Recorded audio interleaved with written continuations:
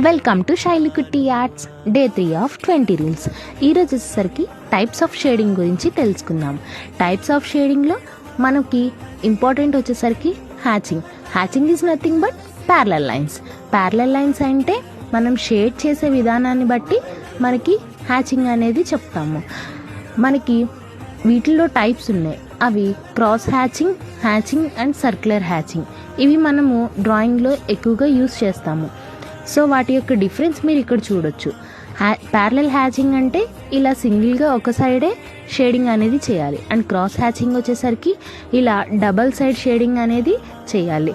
And third one వచ్చేసరికి circular hatching is nothing but circular మోషన్లో మనం లైన్స్ అనేవి డ్రా చేస్తూ షేడింగ్ అనేది చేయాలి. దాని యొక్క డిఫరెన్స్ మీరు ఇక్కడ చూడొచ్చు. మీరు కూడా ట్రై చేయండి, ఫాలో చేయండి, షేర్ చేయండి, కామెంట్ చేయండి.